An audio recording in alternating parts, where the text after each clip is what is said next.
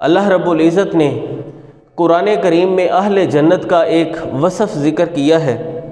اللہ رب العزت فرماتے ہیں وَيُطْعِمُونَ الطَّعَامَ عَلَىٰ حُبِّهِ مِسْكِينًا وَيَتِيمًا وَأَسِيرًا۔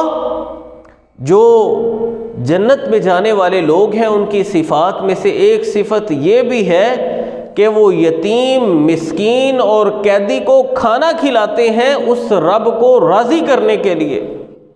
انما نطعمکم لوجہ اللہ لا نرید منکم جزاء ولا شکورا۔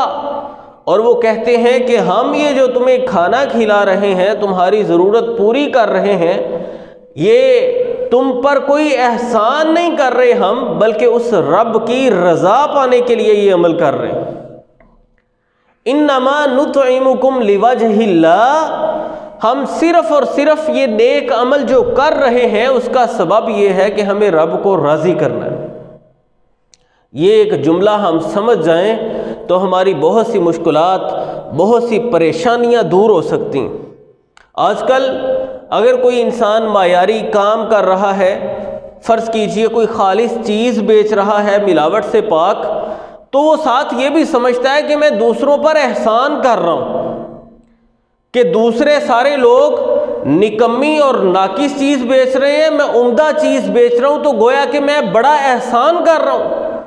اور خالص معیاری چیز بیچنے والوں کا آپ رویہ ذرا دیکھیے گا، وہ بات اس طرح سے کریں گے جیسے وہ مفت میں آپ کو چیز دے رہے ہیں۔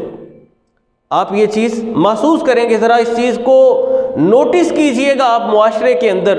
جو انسان ہمیشہ سچ بولتا ہے، سیدھی اور کھری بات کر کے چیز بیچتا ہے، اس کے لہجے کے اندر ایک متکبرانہ سا وصف آ جاتا ہے۔ وہ یہ محسوس کرتا ہے کہ میں پتہ نہیں اس بندے کو خرید رہا ہوں، جبکہ وہ کوئی احسان نہیں کر رہا، وہ صرف اپنی ذمہ داری ادا کر رہا ہے۔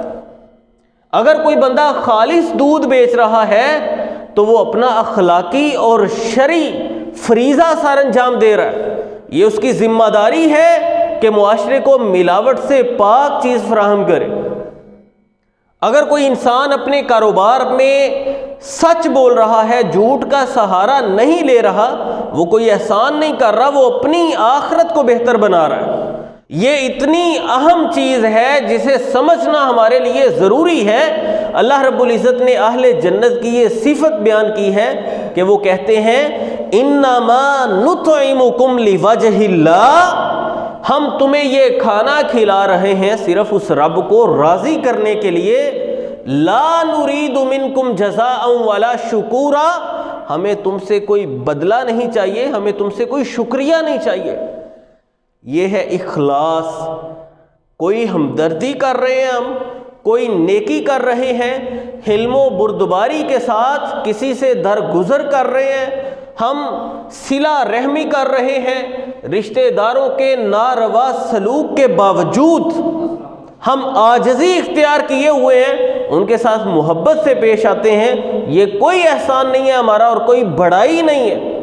جس دن ہم اسے بڑائی سمجھیں گے، جس دن ہم لوگوں کو جتلائیں گے کہ دیکھو اور کوئی تمہیں ایسے نہیں خالص چیز دیتا، میں دیتا ہوں، میں دیکھو اپنے کاروبار میں ہمیشہ سچ بولتا ہوں، تم پھر بھی مجھ سے چیز خریدتے ہوئے ایسے کر رہے ہو، جس دن ہم اسے فخریہ انداز میں بیان کرنا شروع کر دیتے ہیں، ہم لوگوں سے قدردانی کے لیے اپنے اعمال کو بڑھا چڑھا کے بیان کرنا شروع کر دیتے ہیں، تو رضائے الہی کا پہلو بہت دور چلا جاتا ہے۔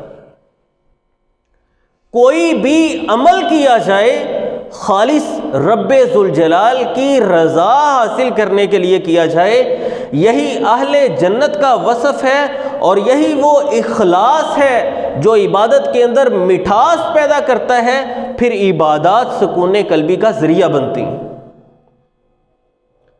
اس آیت کو ہمیشہ اپنے ذہن میں رکھیے گا، عربی الفاظ آپ کو یاد رہیں نہ رہیں، یہ جو کلمات ہیں ان کا مفہوم آپ زندگی میں کبھی نہیں بھولیے گا، انشاءاللہ میں بھی نہیں بھولوں گا۔ اللہ رب العزت ہمیں توفیق عطا فرمائے کہ انما نطعمکم لوجہ اللہ، زیادہ نہیں تو کم از کم یہ ایک لفظ یاد رکھ لیجئے، لوجہ اللہ۔ ہم کوئی بھی اچھا عمل کر رہے ہیں تو خالص رب ذوالجلال کی رضا کے لیے۔ جب یہ صفت ہمارے اندر پیدا ہو جائے گی تو ہم پھر دوسروں کے غلط رویے کو برداشت کرنے کے بھی قابل ہو جائیں گے۔ ہم نے کسی کے ساتھ نیکی کی، اس نے آگے سے ناقدری کی، اس نے شکریہ ادا نہیں کیا، اس نے اپنے رویے کے اندر ناروا چیزیں پیدا کر لیں، ہمیں پتہ ہوگا کہ بھئی میں نے اگر اس کے ساتھ اچھائی کی تھی تو میں نے کون سا اس سے بدلہ لینے کے لیے کی تھی، میں نے اس کے ساتھ خیر خواہی کی تھی تو اس لیے تو نہیں نہ کی تھی کہ بدلے میں یہ مجھے سلام ٹھوکے، یا بدلے میں یہ میرے کام کرے، یا بدلے میں یہ مجھے بڑا عظمت والے مقام پہ بٹھا دے۔ ہمیں پتہ ہوگا کہ ہم نے جو خیر خواہی کی، ہم نے جو محبت کی، ہم نے جو صلہ رحمی کی، ہم نے جو درگزر کیا، ہم نے جو قربانیاں دیں، وہ رب ذوالجلال کو راضی کرنے کے لیے۔ محترم بھائیوں، اخلاص دنیا اور آخرت میں کامیابی حاصل کرنے کے لیے بنیادی سبب ہے۔ یہ دنیا اور آخرت کی کامیابیوں کی کنجی ہے۔ جب تک ہم اخلاص سے محروم ہیں، ہماری ساری کی ساری عبادات اور ہماری ساری کی ساری خیر خواہیاں رائگاں ہیں۔ سمرہ بن جندب رضی اللہ تعالیٰ عنہ بیان کرتے ہیں، پیارے پیغمبر صلی اللہ علیہ وسلم نے فرمایا، من سمع سمع اللہ بی ومن یرائی یرائی اللہ بی۔ جو لوگوں کو سنانے کے لیے کوئی کام کرتا ہے کہ لوگ کہیں بڑا صدقہ کرتا ہے جی، بڑی خیرات کرتا ہے جی، بڑی عبادات کرتا ہے، بڑے روزے رکھتا ہے، بڑے نوافل پڑھتا ہے، اس نے تو بڑے عمرے، اس نے جی ماشاءاللہ 10 عمرے کیے ہوئے ہیں، اس نے 5 حج کیے ہوئے ہیں، یہ تو جی بڑے غریبوں کے ساتھ تعاون والے معاملات کرتا ہے، غریبوں نادار لوگوں کی بچیوں کی شادیاں کرواتا ہے۔ کوئی بھی نیک عمل کرتے ہوئے یہ خیال دل و دماغ کے اندر آ جائے کہ میری شہرت ہو، لوگ جانے، من سمع، جو لوگوں کو سنانے کے لیے نیک اعمال کرتا ہے، سمع اللہ بھی، اللہ رب العزت اس کے کاموں کی، اس کے اعمال کی شہرت کر دیتے ہیں۔ وہ لوگوں کو سنوانا چاہتا تھا تو لوگوں تک بات پہنچا دیتے ہیں، لوگ جان جاتے ہیں کہ حاجی صاحب ہیں جی، اور بڑے سخی ہیں جی، اور بڑا اللہ سے ڈرنے والے ہیں، اس نے سنانا چاہا، اللہ رب العزت نے پہنچا دیا۔ وَمَن يُرَاءِ يُرَاءِ اللَّهُ بِهِ، اور جو دوسروں کو دکھانے کے لیے نیک اعمال کرتا ہے، خیر خواہی کرتا ہے، اللہ رب العزت اس کے اعمال دوسروں کو دکھا دیتے ہیں۔ اللہ رب العزت انسان کے مطلوب کو، مقصود کو پورا کر دیتے ہیں، لیکن پھر اس کے حصے میں کچھ نہیں بچتا۔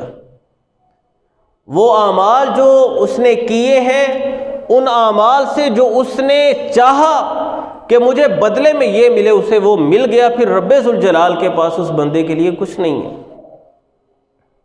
اللہ رب العزت نے اپنے بندوں سے اخلاص کا مطالبہ کیا ہے، پھر وہ حقوق اللہ ہوں یا حقوق العباد ہوں، کام جو بھی ہو خالص اس رب کو راضی کرنے کی نیت سے ہو۔ آج ہمارا کیا حال ہے؟ میں اپنے گریبان میں دیکھتا ہوں، آپ ذرا اپنا محاسبہ کیجئے کہ ہم کیا کرتے پھر رہے ہیں۔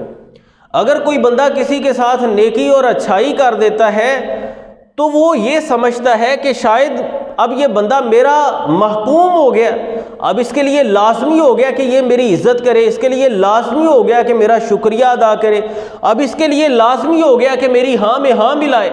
او بھائی، تو نے اگر کسی کے ساتھ خیر خواہی کی ہے، کوئی نیکی کا معاملہ کیا ہے، کسی کو کسی موقع پر معاف کر دیا ہے، یا عاجزی اختیار کرتے ہوئے تو نے کسی کی بری بات پر درگزر کیا ہے، تو کیا تجھے اس سے شکریہ چاہیے؟